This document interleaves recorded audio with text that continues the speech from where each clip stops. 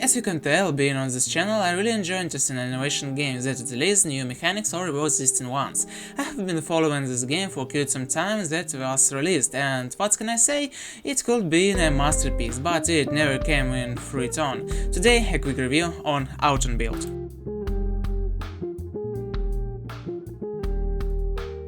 If you are interested in my work, check out my TikTok and potentially Steam account on the description.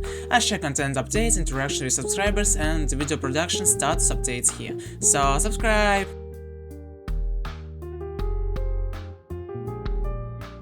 Okay, first let's briefly recap on the plot. The mechanic receives a call from his friend about a file sets of the safe they are present. What it later revealed to be a charred remains of William Afton, the main antagonist of this game, haha, how unexpected. The mechanic delivers the remain to his base and attempts to restart the system. Suddenly, Afton discovers the ability to transfer his consequences onto a tablet screen, so with special equipment he can speak in external emotion.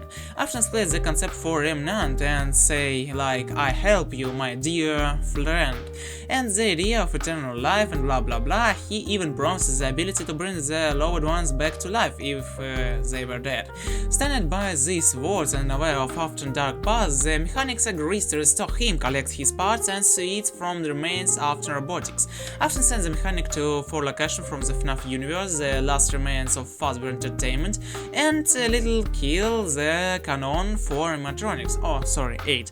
The consent level on active remnant contains the soul. The mechanic task is to destroy the local animatronics and collect these remnants to full after return to life, as I said before. By exploring the location, the player gradually uncovers the truth about Afton, his life, his story, crimes, and his connection to Henry Emily and the founding of Fazbear Entertainment.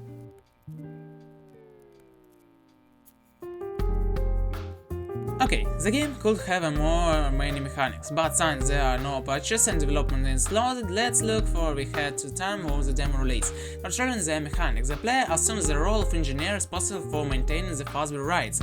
Fighting poses animatronics, then counter animatronics poses by the spirit of William Afton. Yeah, using tools and traps, that's the main interesting part of the game for my opinion.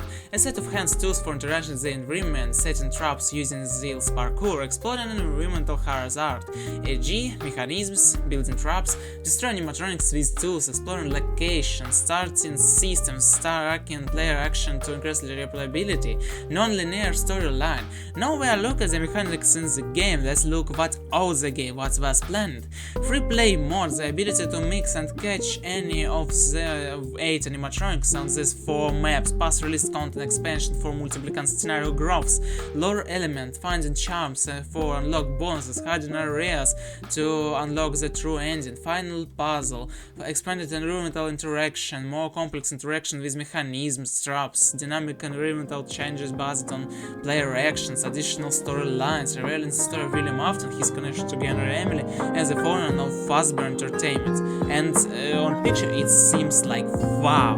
Alternative dialogues here too, and endings depends on the order in which place. So after we taking a route look at the game and seeing that was supposed to be a cute extensive and wow project, it was cancelled. Yeah, the project promised to be entertainment. Well, then now let's discuss why the game never came and out why the projects never got off the ground. Let's dive a little into the game creation. Work on Aftonbuild began in September 2020. The team prepared a demo which was intended to be a final patch to Scout Code. Introduced the unfinished version of the first 40 minutes of gameplay. The demo was released on April 12, 2022. The project later received a positive response, but after 5 months, Cotton decided to abandon the collaboration. He considered the project too risky. Possible reasons for the project include the project's automation, the developers planning to develop a large-scale idea, and they have led the development for the years. Particularly, they may have been to the fact that FNAF 9 Security Breach was planned for 2021 and in appearance was converted to the fun game, which could have completely eclipsed the original. On the one hand, the project is risky for inclusion, and on the other hand, it's risky for popularity of FNAF as a whole, so decide which version is more truthful in your opinion. So this we can conclude the game has enormous potential and just been wow. But as a Jew, Scott Cotton really chance to take on such project because it will be technically challenging. because it may corrupt the FNAF 9 popularity. That's your opinion, I voice in the comments. This is how a potentially good project can be uploaded in the development stage. Okay, subscribe and bye bye.